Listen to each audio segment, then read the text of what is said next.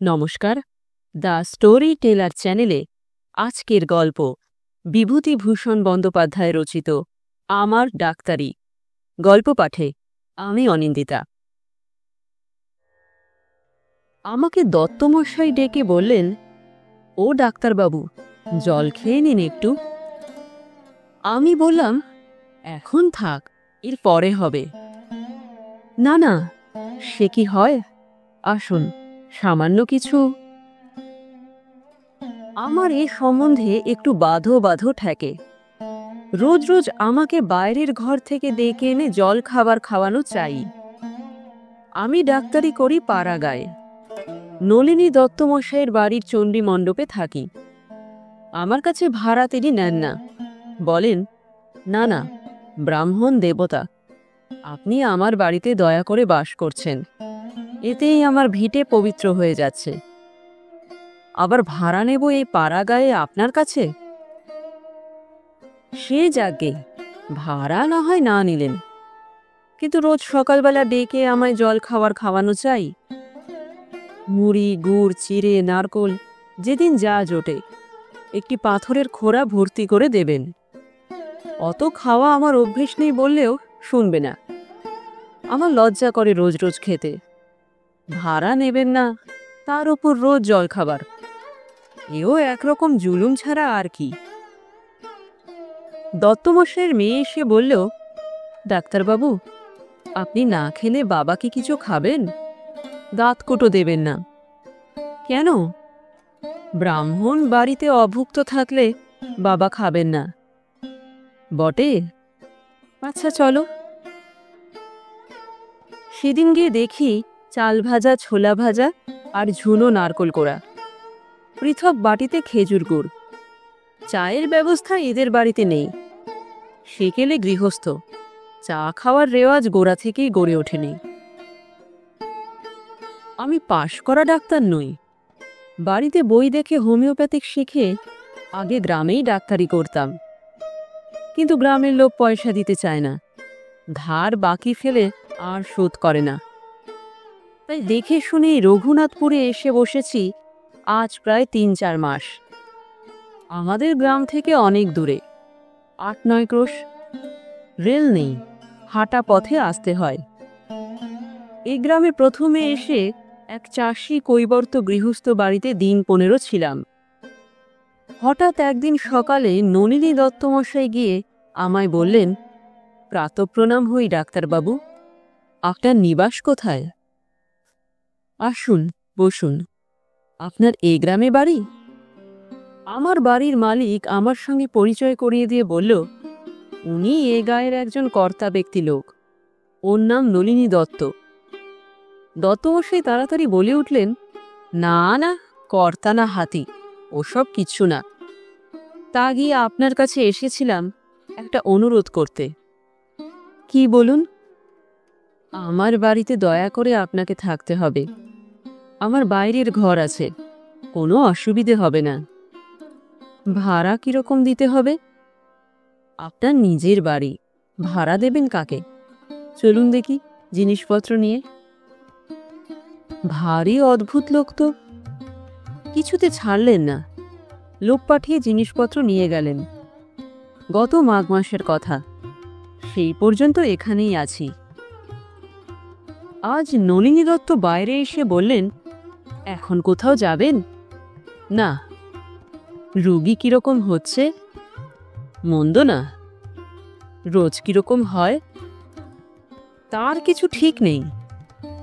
দৈনিক 2টো করে টাকা তো হওয়া চাই, তা এখনো হয়নি। আজ একটু দেরিতে রাঁধবেন। আমি তখনই বুঝেছি কোনো একটা কিছু দিতে চাইছেন। রোজ রোজ নেওয়াটা ঠিক নয়, চক্ষু লজ্জায় বাঁধে না। কি একটা ওজোর করব ভাবছি, এমন সময় দত্তমশাই বললেন, একটা বড় মাছ আজ নেদের বাগান পুকুর থেকে ধরতে বলেছি। রসিক সর্দার বলে আমার এক বাল্যবন্ধু, সেই নিয়ে আসবে। আপনাকে একটু মাছ দেব। ও আচ্ছা, বেশ, আর কি বলি, রোজই এরকম চলছে। দুপুরের পর হঠাৎ 4 জন লোক এসে হাজির। হাতে পোটলা, কাঁধে ছাতি। দত্তমশাইয়ের কাছে খবর গেল। তিনি একটু খেয়ে শুয়েছিলেন, শুনে বাইরে এলেন। ওদের দেখে আনন্দে বিগলিত আর কৃতার্থ প্রায় হয়ে বিনীত সুরে হাত জোর করে বললেন, আসুন আসুন, পরম সৌভাগ্য। ওরে দীপু, গা পা ধোবার জল দিয়ে যা। দীপু দত্তমশাইয়ের বিধবা মেয়ে, বাড়িতে অন্য মেয়ে মানুষ নেই। হাত মুখ ধোয়ার জল সে এনে দিল। দত্তমশাই বললেন, তাহলে আপনাদের আহারের জোগাড় করি। ওদের মধ্যে একজন বললেন, হ্যাঁ, তা হোক। আবার বেচারি দীপুকে অসময়ে আগতই 4 জন জোয়ান অতিথির জন্যে রান্না করতে হয়। তাই কি ভাতে ভাত রান্না? তা হবার জো নেই। দত্তমশাই বসে তদারক করবেন। অতিথিদের পান থেকে চুন না খসে। এরা নিয়ে এসে ভিজে কাপড়ে দাঁড়িয়ে রইল। দত্তমশাই ধোপদস্ত 4খানা ধুতি বের করে দিলে তবে পড়ল। তারপর জলযোগ সেরে ওরা যখন বসে তামাক খাচ্ছে, তখন কৌতূহল আর না চাপতে পেরে জিজ্ঞাসা করলাম, আপনাদের নিবাস? দুজনে বলল, হাটাগাছা। অন্য দুজনের বাড়ি অন্য এক গায়ে। বললাম, দত্তমশাইয়ের বুঝি আত্মীয়? একজন বললেন, না, আত্মীয় নন। পরে শুনলাম ওরা এখানে আসেন খাজনা আদায় করতে। বছরে 1বার কি 2বার আসেন এবং এখানেই ওঠেন। পার্শ্ববর্তী গ্রামে এদের নিজের নিজের বিষয় সম্পত্তি আছে। প্রতিবার এসে 10-12 দিন থাকেন। খাজনা হঠাৎ তো আদায় হয় না। একজন প্রজার কাছে একবারের জায়গায় 10 বার ছুটতে হয়, তবে তারা পয়সা বের করে। এবারও রইলেন প্রায় 10 দিন। যতক্ষণ একটি প্রজার কাছেও খাজনা বাকি থাকবে, ততদিন এরা নড়লেন না। আর অসীম ধৈর্য আর আতিথেয়তা দেখলাম দত্তমশাইয়ের। এক একবার মনে হতো পায়ের ধুলো নেই দত্তমশাইয়ের। সকাল থেকে ছুটোছুটি করছেন। কোথা থেকে গলদা চিংড়ি মাছ আনা যায়, ভালো কই মাছ কি করে সংগ্রহ করা যায়, অমুকের বাড়ি থেকে পটল আনছেন, তমুকের বাড়ি থেকে মানকচু আনছেন। সর্বদা চেষ্টা অতিথিদের কি করে খুশি করবেন, কি করে ভালো খাওয়াবেন। এরাও জানে দত্তমশাইয়ের হোটেলে যতদিন ইচ্ছে থাকো, কেউ বারণ করবার নেই। আমার কষ্ট হতো দীপু বেচারির জন্যে। হোটেলের রাঁধুনি তো আর দ্বিতীয় নেই। 2 বেলা রান্না, তাও কি সোজা রান্না? হরেক রকমের রান্না। গরম জল, কাপড়ে সাবান দেওয়া, সর্দি কাশির পাচন জাল দেওয়া, সব ওই বেচারির ঘাড়ে। ওরে দীপু, সরকার মশাইয়ের বড্ড সর্দি হয়েছে, একটু পাচন করে দিস তো। দীপু অমনি বেরুলো গুলঞ্চের লতা আর বার্ষক ছাল জোগাড় করতে। একদিন দেখি মেয়েকে বকছেন, তোর একটু হুশ করে চলা উচিত। কাল বিশ্বেষ মশাইকে মশারি টানিয়ে দিলি, তা দেখলি নে কোথায় ছেঁড়া?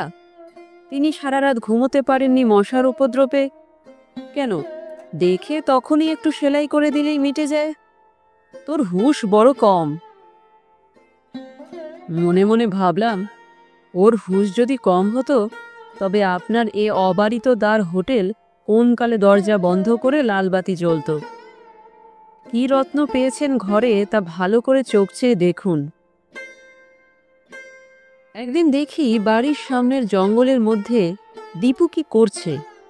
বেলা পড়ে গিয়েছে, সন্ধে হয়। বললাম, কি ওখানে দীপু? কচুর ডাঁটা কাটবো। এখন কেন? ওনারা কাল কচুর শাক খাবেন বাবা বললেন, তাই এখন তুলে ধুয়ে রাতে কুটে রেখে দিই, সকালে সময় পাবো না। এখন অবেলায় ওখানে না যাওয়াই ভালো, সাপ বেরোতে পারে। এখন না তুললে তুলবো কখন? কাল সময় পাবো না। আজ সারাদিনের মধ্যে এখন একটু যা সময় পেলাম। দত্তমশাই কোথায়? তিনি ইলিশ মাছ আনতে গিয়েছেন 5 ঘরার হাটে। কাল কচুর শাক দিয়ে রান্না হবে কিনা? আজ ইলিশ মাছ এনে কাল রান্না হবে? কেন হবে না? আজ বেশ করে ভেজে রাখবো রাতে। কাল মাছ পাবেন কোথায় হাটছায়া? কাল না খাওয়ালে ওদের কচুর শাক খাওয়ানো হবে না। পরশু চলে যাবেন সব। যাবেন সত্যি? আমার মনে হচ্ছে না। দীপু আমার কথার শ্লেষ বুঝতে না পেরে বলল, কেন মনে হচ্ছে না কেন? মেয়েও তো দত্তমশাইয়েরই, বাপের মতোই সরল। বললাম, না তাই বলছি। বাবা বলছিলেন কালকের দিনটা ওরা আছেন, পরশু চলে যাবেন, কাল রাতে তালের বড়া করে খাওয়াতে। বেশ বেশ, খাওয়াও, অতিথি সেবায় পরম পুণ্য। কত রকমের রান্না হচ্ছে বাড়িতে, কিন্তু আপনাকে দিতে পারিনি বলে কষ্ট হয়। দিতে বাধা দিচ্ছে কে? আমি বাধা দিইনি অন্তত। কি যে বলেন, ব্রাহ্মণের পাতে রান্না তরকারি দেব, সে ভাগ্যে কি আর করে এসেছি? তাহলে মিটেই গেল। একটা জিনিস কাল করে খাওয়াবো। কি বলুন না। দীপুর চোখে কৌতুকের হাসি। আমি বুঝতে পেরেছিলাম ও কি জিনিসের কথা বলছে, তবুও মজা দেখবার জন্য বললাম, তুমি বলো। আমি বুঝতে পারলাম না। কচুর শাক? দীপু হি হি করে হেসে বলল, না। আহা, কি বুদ্ধি আপনার! কচুর শাক তো শোকরি, আমার রান্না কচুর শাক আপনার পাতে দেব? আমি কৃত্রিম দীর্ঘ নিঃশ্বাস ফেলে বললাম, সে আমার অদৃষ্ট। আহা, আপনার অদৃষ্ট না আমাদের অদৃষ্ট? আপনি ভারী। কি জিনিসটা কাল খাওয়াবে বললে না? তালের বড়া। ওটা বুঝি শোকরি নয়? তবুও মাথা রক্ষে বাঁচলুন। থাক, আপনাকে আর ব্যাখ্যা করতে হবে না, চলি এখন, অনেক কাজ। দীপুকে দেখে আমার বড় কষ্ট হয়। 25-26 বছর ওর বয়স হবে, কিন্তু বালিকার মতো সরল। মুখ বুঝে কি খাটুনিটাই খাটে দিনরাত। বাবার মন জুগিয়ে চলতে ওর জোড়া নেই। দত্তমশাইয়ের মুখের কথা খসালেই হলো। ও কি খায় সারাদিন খাটুনির পর, তা কে দেখেছে? দত্তমশাই নিজের অতিথিদের নিয়েই ব্যস্ত, তাদের বেলা পান থেকে চুন না খসে। পরের দিন শুনলাম অতিথিরা আরও দিন 4-5 থেকে যাবেন। খবরটা পেলাম দত্তমশাইয়ের মেয়ের কাছ থেকেই। সে এসে বলল, আমার পাপ হবে না ডাক্তারবাবু? অবাক হয়ে বললাম, পাপ? কিসের পাপ? আপনার কাছে কথা দিয়ে কথা রাখতে পারলাম না, সেই জন্যে। কি কথা? দীপু কাজের ফাঁকে মাঝে মাঝে আমার কাছে আসে। আমি ওর কথা শুনি মন দিয়ে, সায় দিয়ে ওর কথায়। বোধহয় ওর ভালো লাগে। কথা বলবার মানুষ সে বাড়িতে আর ওর কেউ নেই, আমি ছাড়া। ও বলল, ভুলো কেন ওরকম আপনি? তালের বড়া খাওয়াতে চেয়েছিলাম আজ, মনে আছে? তা আজ হলো না। আমি বললাম, তাহলে অতিথিদের তালের বড়া খাওয়ানো হলো না? সেই জন্যই তো ওরা কাল যাবেন না, আরও দিন 4-5 থাকবেন কিনা। তাই বাবা বললেন, আজ না করে ওদের যাওয়ার আগের দিন করলেই হবে। আমি বললাম, খুব ভালো কথা, কিন্তু ওদের তো কালই যাওয়ার দিন ধার্য ছিল। দীপু বলল, কি নাকি বাসঝাড় নিয়ে গোলমাল বেঁধেছে ওদের মধ্যে একজনের। সে গোলমাল না মিটিয়ে তো যাওয়া হয় না। সে তো বটেই, একজনের কাজ যখন বাকি, তখন বাকি 3 জন এক যাত্রায় পৃথক ফল করে আর যান কিভাবে?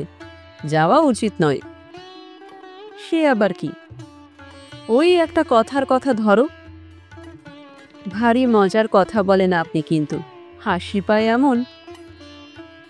সে যাক, তাহলে তালের বড়া হচ্ছে কবে? দীপু বলল, সেই যেদিন যাবেন তার আগের দিন। তবে শুনুন, একটা কথা বলি, আপনার জন্য ছোট একটা তাল এনে রেখেছি, সেইটি গোলা করে অল্প 4টি বড়া আপনাকে ভেজে দেব এখন সন্ধেবেলা। আমি ব্যস্ত হয়ে বললাম, না না দীপু, লক্ষ্মী, আমার কথা শোনো। আমার জন্য আলাদা করে তোমায় কিচ্ছু করতে হবে না। কেন করতে যাবে তা? আমি তাতে রাগ করব? না, করবে না। দীপু না দাঁড়িয়ে চলে গেল। ও কখন আসে কখন যায় বোঝা যায় না। না, এর সঙ্গে পারা যাবে না। আমার কোনো দরকার নেই তালের বড়ার। ও কি শুনবে আমার কথা? যেমন বাবা তেমনি মেয়ে। অতিথিদের ওপর আমার ভারী রাগ হলো। এসেছে নিজেদের খাজনা আদায় করতে, বিষয় আশয় দেখতে, তা পরের ঘাড়ে কেন রে বাপু? মানুষের একটা চক্ষু লজ্জা থাকা উচিত। বাবা আর মেয়েকে সরল আর ভালো মানুষ পেয়ে ও তো অন্য জায়গা। এতদিন সেখানে বসে আজ পায়েস কাল রুই মাছ খেতে কেমন দেখতাম। অতিথিদের একজনের নাম জনার্দন সরকার। ধূর্ত দৃষ্টি চোখে, কূট বিষয়ী আর মামলাবাজ, দেখলেই বোঝা যায়। আমায় বিকেলের দিকে ডেকে বলল, ও ডাক্তারবাবু, বলি কি হচ্ছে? নীরস সুরে বললাম, কিছুই না, বসে আছি। এখানে রোগীপত্তর কেমন? মন্দ না। কদিন আছেন এখানে? ভালো বিপদ। আমার গল্প করবার ইচ্ছে নেই ওর সঙ্গে। আছি না আছি সে খোঁজে কি দরকার তোমার? তোমার গলা জড়িয়ে ধরে সেসব বর্ণনা করবার ইচ্ছেও আমার নেই। বললাম, কেন বলুন তো? না, সেবার এসে আপনাকে দেখিনি কি না তাই। আপনারা ফি বছর আসেন বুঝি এখানে? তা আমরা আসছি আজ 10-11 বছর। নরসিংহপুরে আমার তালুক আছে। এই সময় খাজনা আদায় করতে আসি। আমরা কজনই আসি, সকলেরই বিষয় আছে পাশাপাশি মৌজায়। এসে দত্তমশাইয়ের বাড়ি উঠি। উনি স্বজাতি আর বড় ভালো লোক। আর যাই কোথায় বলুন? আমি বললাম, তা তো বটেই, কোথায় আর যাবেন? আজকাল কেউ কাউকে জায়গা দেয় না। সন্ধ্যা উত্তীর্ণ হয়ে গিয়েছে। আমি ঘরের দাওয়ায় বসে ভাবছি এইবার রান্নার আয়োজন করা যাক। এমন সময় দীপু হাসি মুখে দাওয়ায় উঠে একটা পাথরের বাটি আমার সামনে রেখে বলল, এই নিন। আলো জ্বালেননি? বললাম, না, এই ভাত রান্না করব ভাবছি এক্ষুনি, এবার জ্বালাবো। এতে কি? বলে বাটিটা হাতে তুলে নিয়ে দেখি তালের বড়া, সদ্য ভাজা, গরম। আমি কিছু বলবার আগেই ও বলল, ব্রাহ্মণকে কথা দিয়েছিলাম খাওয়াবো, তাই ছোট্ট একটা তালের গোলা করে আপনার জন্য গোটা কত ভেজে এনেছি। গন্ডা 10-12 সব শুদ্ধ। আমি যাই, রান্নাবান্না সব পড়ে রয়েছে। শোনো দীপু, যেও না, আমার আলোটা জ্বেলে দিয়ে যাও। অত কুড়ে কেন? কই, কোথায় দেশলাই দেখি। আচ্ছা, কেন তুমি আমার জন্য তালের বড়া করতে গেলে? আর কারোর জন্যে না? না না, শুধু আপনার জন্যে। বাবার কাছে বলবেন না, কেউ জানেন না, সব লুকিয়ে ফেলেছি। তালের খোসা, তালের গোলা। চললাম, কেউ যেন না জানে। দীপু চলে গেল। ওর তালের বড়ার বাটি আমার সামনে পড়ে রইল। জোনাকি জ্বলা অন্ধকারে কোথায় কি নৈশ পুষ্প ফুটেছে, তার সুবাস বেরুচ্ছে। স্তব্ধ হয়ে বসে রইলুম। দীপুর বনের ভেতরটা আমি নির্জন আধার সন্ধ্যায় বসে স্পষ্ট দেখতে পেলাম। ওর মুখের হাসিতে তা ধরা দিয়েছে। ওর মন আমি বুঝতে পেরেছি। ও নিজে হয়তো বোঝেইনি। এখানে আমি আর থাকব না, থাকা উচিত হবে না। অতিথির দলকে দত্তমশাই তোয়াজ করুন যত খুশি। তারা তালুক মৌজার বৈষয়িক সুবন্দোবস্ত যতদিন ধরে করুক বসে, কিন্তু আমাকে এখান থেকে সরে পড়তে হবে। দত্তমশাই অতি সরল ভালো লোক, দীপুও তাই। ওদের নামে কোনো কথা উঠলে আমি কখনো নিজেকে ক্ষমা করতে পারবো না। তাছাড়া জালে জড়াই কেন নিজেকে? আমার বাড়িতেও স্ত্রী পুত্র আছে। সেই সপ্তাহের শেষেই নির্মমভাবে জাল গোটালাম। দত্তমশাই এসে পথ রোধ করে দাঁড়িয়েছিলেন। বললেন, বলা নেই কওয়া নেই, হঠাৎ চললেন মানে? কি অপরাধ হলো আমার? কোনো লম্বা কৈফিয়ত দেবার আবশ্যক বিবেচনা করিনি। ডাক্তারি ভালো চলছে না, রোগীপত্তর সুবিধে হচ্ছে না, দীপু যাবার আগের দিন সন্ধেবেলা এলো, বলল, আপনি নাকি চলে যাচ্ছেন? সত্যি? হ্যাঁ। কেন যাবেন? চলছে না। কেন? বেশ তো রুগী আসে। ওতে ডাক্তারি চলে না। যাবেন সত্যি? হ্যাঁ, যাব।